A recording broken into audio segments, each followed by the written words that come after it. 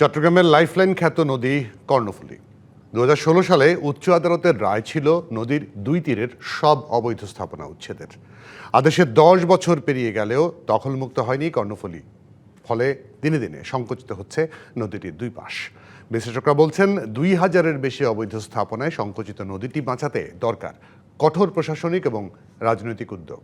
আমাদের সঙ্গে অতিথি হিসেবে সরাসরি যুক্ত হচ্ছেন বিজিসি ট্রাস্ট ইউনিভার্সিটির উপাচার্য ডক্টর মোহাম্মদ মঞ্জুরুল কিবরিয়া। অধ্যাপক মঞ্জুরুল কিবরিয়া, আপনাকে স্বাগত জানাই। দৃশ্যত ১৬ সালে হাইকোর্ট অর্ডার দিয়েছে, তার ওই সময়টায় বিগত সরকার ক্ষমতায় ছিল, আওয়ামী লীগ সরকার, ফ্যাসিস্ট সরকার, যেটাই বলি না কেন আমরা, তাদের সময়কাই এই প্রভাবশালীরা দখলটা করেছে। এখন মাঝখানে অন্তর্বর্তী সরকার ছিল, এখন বিএনপি সরকার ক্ষমতায়, প্রভাবশালীরা একই আছে নাকি তাদের গায়ে কোনো ট্যাগ লাগে না? তাদেরকে উচ্ছেদ করতে গেলে সমস্যা, আমি সমস্যাটা বুঝতে পারছি না। আপনাকে ধন্যবাদ। আসলে দখলটা বিগত সরকার না, একদম শুরু থেকে দখলটা হয়ে আসছে। তবে একটা বিষয়, বাংলাদেশের অন্যান্য নদীর কোনো মালিকানা না থাকলেও কিন্তু চট্টগ্রামের কর্ণফুলী নদীর একটা মালিকানা আছে, সেটা হচ্ছে চট্টগ্রাম বন্দর কর্তৃপক্ষ। আসলে এই চট্টগ্রাম বন্দর কর্তৃপক্ষ তাদের নিজস্ব স্বার্থেই এই কর্ণফুলী নদীকে দখল এবং দূষণ মুক্ত করার অন্যতম দায় মনে করি আমি। এবং বিগত নদী রক্ষা কমিশন এই দখলদারদের চিহ্নিত করেছে, এবং আমরা যে পরিবেশবাদী সংগঠনগুলো রয়েছে, চট্টগ্রামের সিভিল সোসাইটি, সবার দাবির প্রেক্ষিতে একটা জাতীয় নদী রক্ষা কমিশন একটা তালিকা তৈরি করেছে, এবং তালিকা অনুযায়ী কয়েকজনকে উচ্ছেদের জন্য চেষ্টা করা হয়েছে, কিন্তু অদৃশ্য কারণে এটা আসলে উচ্ছেদ সম্ভব হয়নি।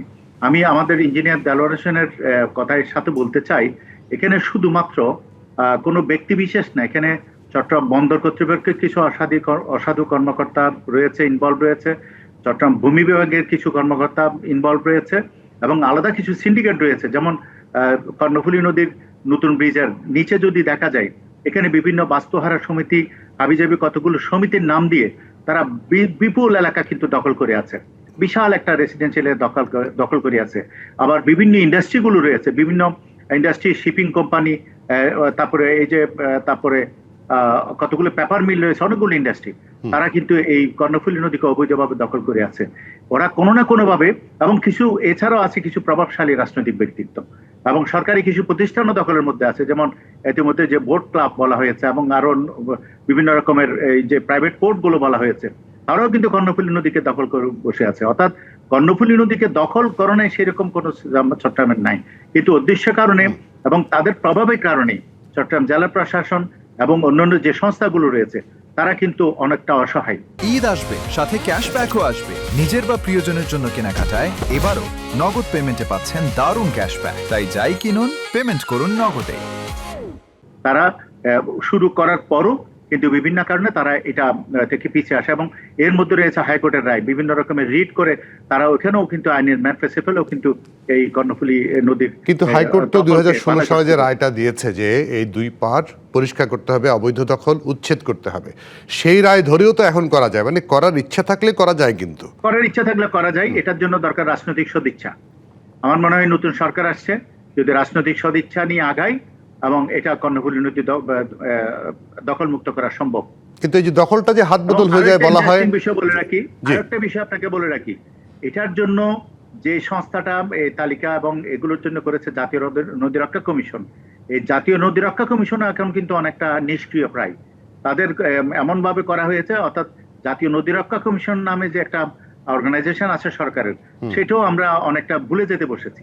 হ্যাঁ, সবকিছু মিলে, অর্থাৎ এই যে নদীকে দখল করার জন্য, দূষণ করার জন্য যা যা করার সবই হচ্ছে আর কি। এটার জন্য দরকার রাজনৈতিক সদিচ্ছা।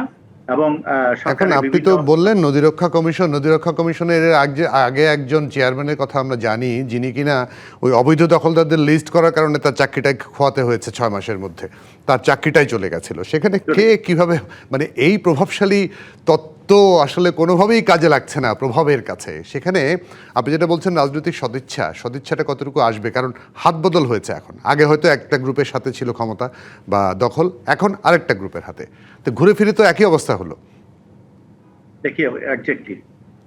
তাহলে কিভাবে উদ্ধার কার্যক্রম চলবে? এটার জন্য আমরা চট্টগ্রামবাসী যারা রয়েছে তারা সবাই একমত। আমার মনে হয় বর্তমান যারা চট্টগ্রামে যারা রাজনীতিবিদ রয়েছে, যারা বিভিন্ন সংসদ সদস্য রয়েছে, আমি দৃঢ়ভাবে বিশ্বাস করি তারাও আমাদের সাথে একমত হবেন এই কর্ণফুলী নদীকে দখল এবং দূষণমুক্ত করার জন্য। জি, আমরা আশা করি কর্ণফুলী নদী দখলমুক্ত হোক, এবং সরকার যেহেতু নতুন সরকার এসছে, মাত্র 2.5 মাসের বেশি তাদের ক্ষমতা, তারা অবশ্যই তারেক রহমান যেভাবে নেতৃত্ব দিচ্ছে তাতে মনে হয় কিছু না কিছু একটা সামনে হবে নিশ্চয়ই। অধ্যাপক ডক্টর মোহাম্মদ মঞ্জুরুল কিবরিয়া, অনেক ধন্যবাদ, কৃতজ্ঞতা আমাদেরকে সময় দেওয়ার জন্য। আপনাকেও ধন্যবাদ।